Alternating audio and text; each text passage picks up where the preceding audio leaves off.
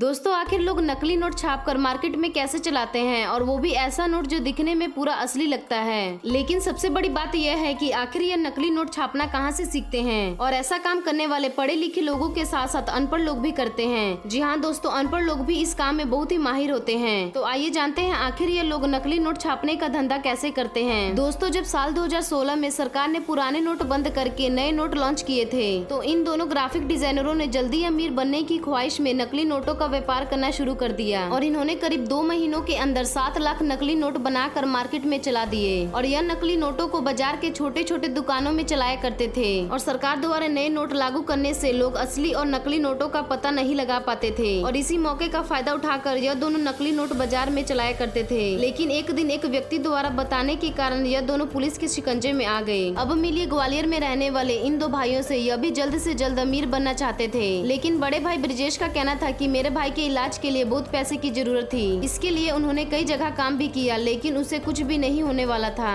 इसके बाद उसने नकली नोटों का कारोबार करने का सोचा, लेकिन उन्हें नकली नोट बनाने नहीं आता था। यह सीखने के लिए उन्होंने यूट्यूब का सहारा लिया, और 15 महीनों के अंदर 8 लाख नकली नोट छापकर मार्केट में चला दिए। और अगर मुनाफे की बात करें तो उन्हें 1 लाख नकली नोटों के बदले 40,000 रूपए मिलते थे। अब बात करते हैं जबलपुर में रहने वाले रमेश की। दोस्तों जहाँ लॉकडाउन में लोगों ने खाना बनाना जैसे और भी कई काम सीखे, लेकिन रमेश ने यूट्यूब से नकली नोट बनाना सीख लिया, और यह काम उसने अपने घर में ही करना शुरू कर दिया। रमेश नकली नोटों को अपने आसपास के इलाके में ही चला लिया करते थे, लेकिन एक दिन इनकी चालाकी पकड़ी जाती है, और जब पुलिस उनसे पूछताछ करती है तो अपना गुनाह कबूल कर लेते हैं। और जब इनके घर में छापेमारी की जाती है तो उनके घर से 2 कलर प्रिंटर मिलते हैं, जो कि प्रिंटर की सहायता से ही रमेश इन नकली नोटों को छापा करते थे। अब देखते हैं कि आखिर यह लोग नकली नोट बनाते कैसे हैं। यह लोग नोटों को बनाने के लिए खास तरीके का पेपर का इस्तेमाल करते थे, जो कि थोड़ा बहुत आरबीआई द्वारा इस्तेमाल किए गए पेपर जैसा लग रहा था। यह असली नोटों को स्कैन करके उसे इस पेपर पर प्रिंट कर देते थे, फिर इस पर वाटर मार्क लगाया जाता था। इसके बाद आरबीआई जैसे हरे रंग की पट्टी भी लगाई जाती थी, जिसे देखकर हम नोट के असली और नकली का पता लगाते हैं। इस तरह से लोग नकली नोट बनाकर मार्केटों में व्यापार करते हैं। वैसे आज भी मार्केटों में नकली नोट चल रहे हैं, इससे आप जरूर सावधान रहिएगा।